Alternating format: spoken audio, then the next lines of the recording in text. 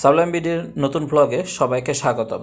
জীবনে চলার পথে অনেক কিছুরই অভিজ্ঞতার সম্মুখীন হয়। তো বিদেশে এসে বিদেশের মাটিতে এক এক দেশের কালচার কিংবা সংস্কৃতি এক এক রকম হয়। তো আমাদের ক্ষেত্রে আমরা এক এক জায়গায় যখন যাই কিংবা বিদেশ থেকে যখন আমাদের দেশে লোকজন আসে, তো কালচারাল যে ডিফারেন্সটা এটাই অনেকটা মানুষকে মোহিত করে। তো মালয়েশিয়ার সাথে আমাদের কালচার বিভিন্ন রকমের চেঞ্জেস এবং আবহাওয়া সব কিছু এরকম বিভিন্ন রকম পরিবর্তন থাকলেও, তো ইসলামিক দেশ হিসাবে, মুসলিম দেশ হিসাবে আমরা যেরকম ডিফারেন্ট, তারাও ডিফারেন্ট অন্যান্য দেশের থেকে। কিন্তু রাতের বেলায় এই জায়গাটা একটা অন্যরকম ভাইব ক্রিয়েট করে। এটা আসলে মানে কুয়ালালামপুরের এই জায়গাটা, বিশেষ করে যেটা টাইম স্কোয়ার বলতেছে, সেই জায়গাটার আসলে অন্যরকম একটা অনুভূতি কিংবা অন্যরকম একটা চেহারা চোখে পড়ে। তো এখানকার মজার বিষয় হলো যে এখানে সব কিছুই অনেক নিয়ন্ত্রিত থাকে। রাতে এবং দিনে ফুটপাতের দোকান বসা এবং মানুষের চলাফেরা সব কিছুই অনেক নিয়ন্ত্রিত এবং সবাই খুব ধৈর্যশীল। মালয়েশিয়া এবং থাইল্যান্ডের মধ্যে মালয়েশিয়া আমি বলবো যে একই, মালয়েশিয়া এবং থাইল্যান্ডের যে চলাফেরা, মানুষের মধ্যে ধৈর্য এবং মানুষের মধ্যে যে শৃঙ্খলা এবং মানুষের একজনের প্রতি আরেকজনের যে রেসপেক্ট, সেটা অভাবনীয়। বাংলাদেশে এ ধরনের একটু সবার যদি মানসিকতা হয় সবাইকে ছাড় দেওয়ার কিংবা সবাইকে সম্মান করার, আমার মনে হয় বাংলাদেশে এই জিনিসটা, আমাদের এই জিনিসটা, বিশেষ করে আমার এই জিনিসটা খুব ভালো করে দেখা উচিত, যে একজন অপরকে সম্মান করা কিংবা রেসপেক্ট করা কিংবা ছেড়ে দেওয়া কিংবা দোষ না দেওয়া। আমাদের তো দেশে সবাই সবাইকে দোষ দিতে পারলে বাঁচে, এ দেশে সবাই সবাইকে ছেড়ে দেয় কিংবা সবাই সবারটা নিজের দায়িত্বটা নিজে করে, যার ফলে সব কিছু সুশৃঙ্খলভাবে চলতেছে। তো চলেন আমরা এই রাতে ঘোরাফেরা একটু করে দেখি।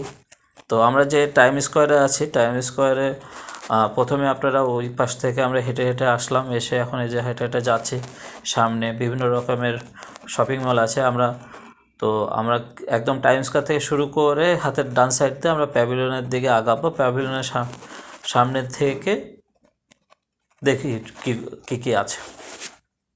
তো আপনারা ভিডিও দেখে অলরেডি বুঝতে পারতেছেন যে আজকে আমাদের টপিকটা ছিল যে কুয়ালালামপুরের রাতের চলাফেরাটা কেমন কিংবা তারা কীভাবে চলাফেরা করে। আসলে এই জায়গাটা আর পুরো কুয়ালালামপুর কিন্তু এক না। আমি তো রাতে ঘোরাফেরা করছি, সারা রাতে ঘুরছি দেখা যাচ্ছে। তো পরে যে কথাগুলো আমি বলতেছি, পরে অভিজ্ঞতা থেকে বলতেছি, ভিডিও আগে করা, তো সব কিছু মিলায় এটা অন্য রকমের অভিজ্ঞতা। তো চলুন কুয়ালালামপুরের এই যে টাইম স্কোয়ার কিংবা যেটা একদম মেন জায়গা, যেটা প্যাভিলিয়নের সামনে কিংবা আপনার যে টুইন টাওয়ারের আশেপাশে, এই যে জায়গাটা, এটার পরিবেশটা কেমন থাকে রাতে, সেটাই আপনাদের সামনে তুলে ধরানোর প্রচেষ্টা। তো যাইতে যাইতে প্যাভিলিয়নের দিকে যাব, একটা আজব রকম একটু খাবার দেখলাম। আজব রকম বলতে এটা কিছুটা কি বলে, আগে পেটিস পাওয়া যায়, তো পেটিস টাইপের একটা খাবার দেখতেছি, কিন্তু এটার ভিতরে মাংস দেওয়া। আসলে এটা কেমন খাইতে হবে জানা নেই এখন পর্যন্ত, তো দেখা যাক। এখন তো অবশ্যই জানি খাওয়া দাওয়ার পরে, তো বানানোর প্রসেসটা দেখি, তারপরে একটু খেয়ে দেখব। তো খেয়ে ভালো লাগছিলো। আপনারা যারা আসবেন মালয়েশিয়াতে তারা অবশ্যই ট্রাই করতে পারেন।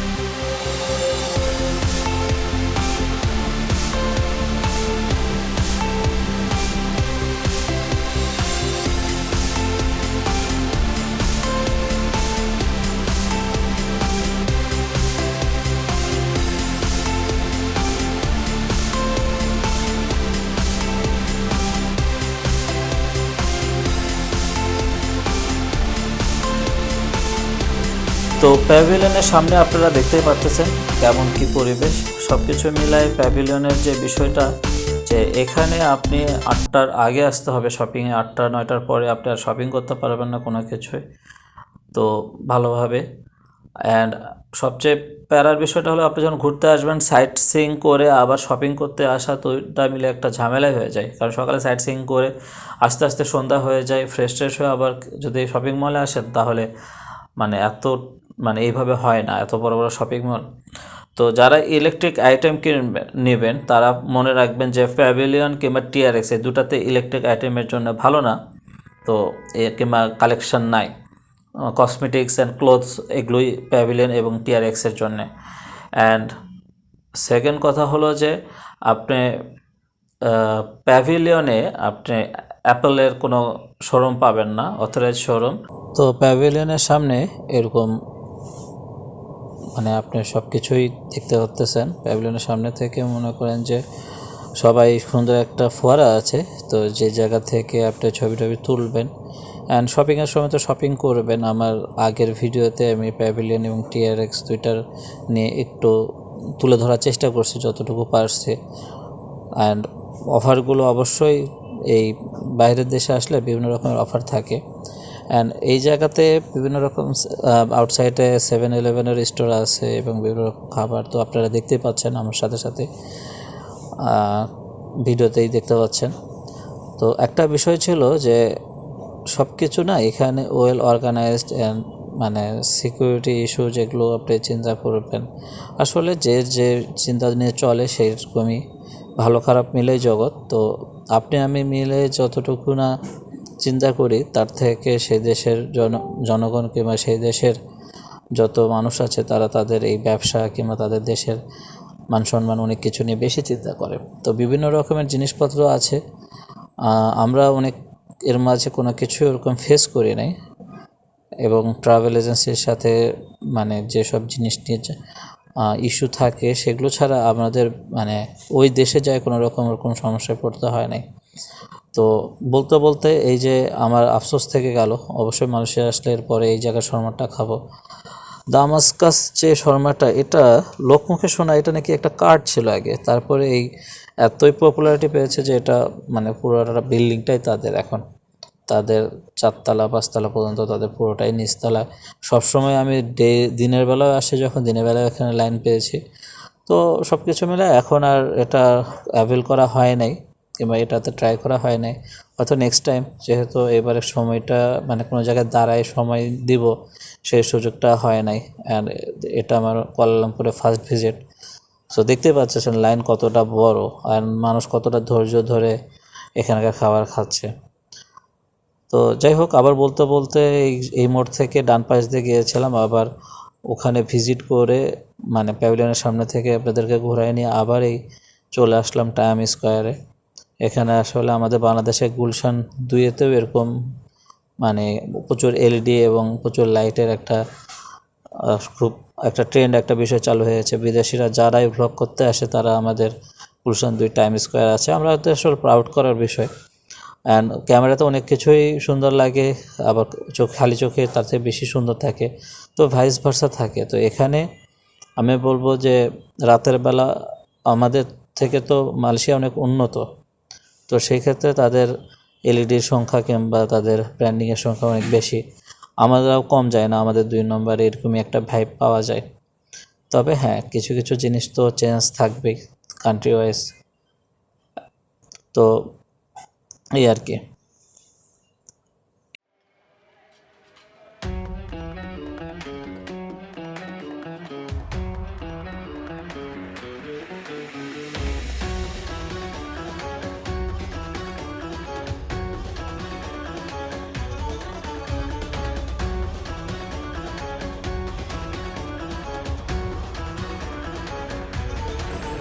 তো টাইম স্কোয়ার সম্পর্কে তো আর প্যাভিলিয়নের এই এরিয়া সম্পর্কে তো বললাম।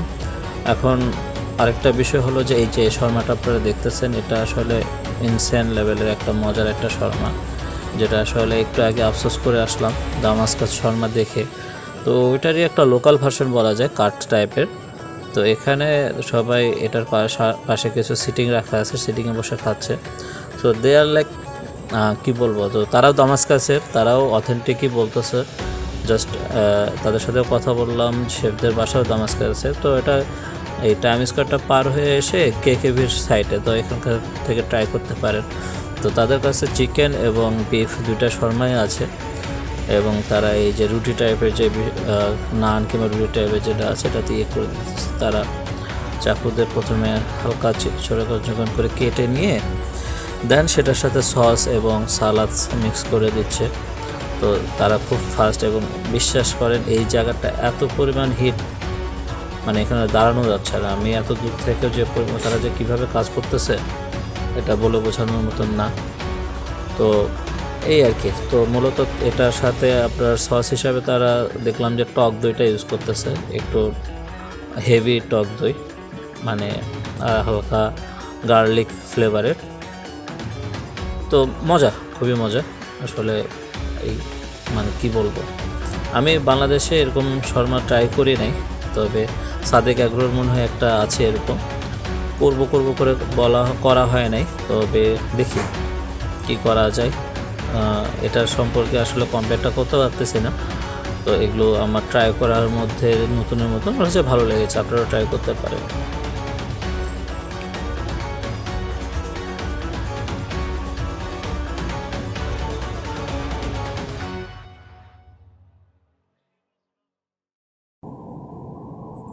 তো কেএল থেকে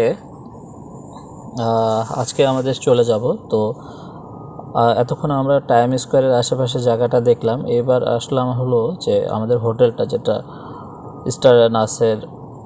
স্টার আসছে হোটেলটা, সেই জায়গার আশেপাশে। এখানে এই যে মানে মেন যে স্ট্রিট ফুড যে মার্কেটটা বলে, এটা আপনার মানে হাঁটাপথ, সব কিছুই হাঁটাপথে 5 মিনিট লাগবে আপনার যদি টাইম স্কোয়ার থেকে আসেন। 3 থেকে 5 মিনিট, 5 মিনিট হলো ধীরে হাঁটা, এবং জোরে হাঁটলে 3 মিনিটের মতন লাগবে আশেপাশে। তো এখানে আসলে বিশাল, মানে কয়েকটা রাস্তা মিলে জায়গাটা আপনার এক্সপ্লোর করতে হবে, যেখানে আপনার কমফোর্ট জোন পান। এখানে সব কিছু আছে, যে দেখা যাচ্ছে ব্যাঙও আছে, দেখা যাচ্ছে যে সি ফুড থেকে শুরু করে আপনার ফ্রুটস এবং দেশি, চাইনিজ, থাই, অনেক কিছু আছে। আপনি যারা বাংলাদেশি আমরা, তারা চাইলে বাংলা ফুডও খুঁজে পাবো আর কি।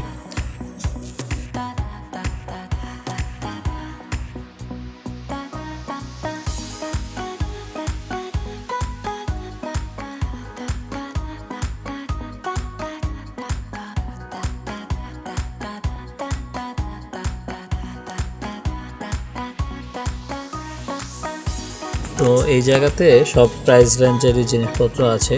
আপনার খাবারের পাশাপাশি কিছু সোভিনিয়র টাইপের জিনিসও পাবেন, আবার কিছু তো থাইল্যান্ডের পুরো একটা ভাইব আছে এই অঞ্চলটাতে। এটাতে বলবো যে যারা থাইল্যান্ডের বাংলা রোড কিংবা ওয়াকিং স্ট্রিট টাইপের ফিল চান, এখানে ওই ব্যবস্থাও আছে। তো সব কিছু মিলায় রেড লাইট জোনও আছে। তো এই অঞ্চলটাতে আপনি সোভিনিয়রের পাশাপাশি খাবার দাবার পাচ্ছেন। তো রাতে পুরো দিনের ক্লান্তি শেষ, মানে পুরো দিনের সব কাজ শেষ করে, ভিজিট শেষ, শপিং শেষ করে রাতে এসে এই জায়গাটায় আপনারা আড্ডাটা দেওয়ার প্ল্যান করতে পারেন। এছাড়া পাকিস্তানি কলোনি আছে, বাঙালি কলোনি আছে, সেই জায়গাগুলোতে যেতে তো অবশ্যই যদি সময় পান যাবেন। তবে আমার মতে যাওয়া না যাওয়ার বিষয়টা আপনার উপরে। তো এই জায়গাটার বিশেষ মুহূর্ত হলো যে এখানে পুরোটাই মানে অনেক বিশাল একটা ফুড এরিয়া আর কি। আর যত ক্লাব আছে এখানে সবচেয়ে বেশি, মানে সবার মালয়েশিয়াতে যারা আছে সবাই এই জায়গাটা সবচেয়ে হ্যাপেনিং জায়গা কিংবা ট্যুরিস্ট অ্যাট্রাকশনের মেন জায়গা বলা চলে। তো এই জায়গাটা মাস্ট ভিজিট। হ্যাঁ, ঠিক আছে, ভিডিওটা এনজয় করতে থাকেন, আর অবশ্যই আমার চ্যানেলটা সাবস্ক্রাইব করবেন। আপনাদের সাবস্ক্রিপশন কিংবা আপনাদের লাইক, আপনাদের কমেন্ট, এগুলো আমাদেরকে ভিডিও করতে আরও উৎসাহ জোগাড় করে। তো নেক্সট ভিডিও দেখার আমন্ত্রণ রইল। আর আমারকে নিয়ে আপনার যে কোনো মতামত আমার কমেন্ট বক্সে জানাই দিতে পারেন। অ্যান্ড অনেক শুভকামনা আপনাদের সবার জন্যে, আমার জন্যও দোয়া করবেন। ধন্যবাদ।